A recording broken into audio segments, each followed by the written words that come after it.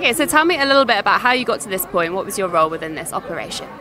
I've had very little to do with it. I have been delegating excellently to my teams who have done an amazing job. So we've had the visual merchandisers, you've got a lot of trees and a lot of snow and a lot of logs out, and the buying team who've been around Italy many times, meeting a whole bunch of producers and gathering together all the amazing products we've got here today.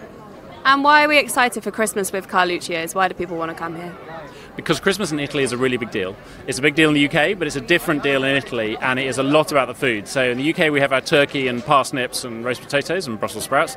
In Italy they have the most amazing range of products. So there's quite a lot of sweet stuff. Panettone is the classic Christmas cake. Antonio Carluccio was sort of credited as being one of the first people to bring proper panettone into the UK. And I say proper because there's good panettone, there's bad panettone, and there's a lot of good panettone now, but I would say that ours is one of the best. Of course. And there's a lot of chocolate, right? And there's just amazing confections of fruits, chocolate, nuts, which I guess a lot of us, me included, really like. And you're responsible also for putting the menu together. Tell me a little bit about how that happens. Yeah, so my team, as marketing team, we brief the chefs, basically the development chefs. So I guess our job is to think about what the customer's interested in, what the trends in the market at the moment were, and what's our history. As a brand, we've got to stay, we want to keep true to the spirit of Carluccio's. Antonio had a strapline which was moff, so minimum of fuss, maximum of flavour. So that is a motto that we cook by, and so we're trying to create dishes that aren't fancy. There's loads of little twiddles. We're not sort of French fine dining haute cuisine. We are moff.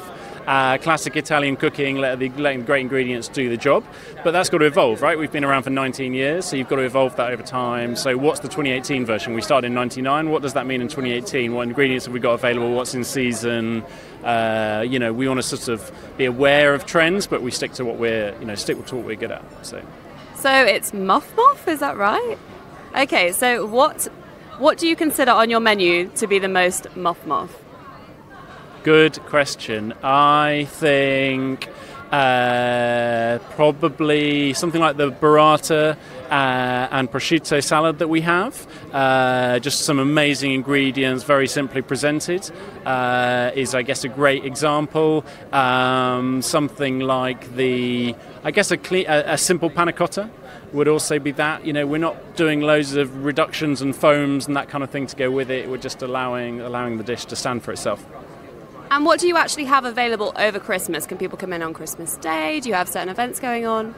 Good question. So Christmas Day, we are going to be opening some restaurants this year for Christmas Day. But leading up to Christmas, we have a special Christmas set menu, which has some real favourites on it. We have a lobster lasagna, which always does extremely well. We have a limoncello and mascarpone dessert, which is a bit of a winner.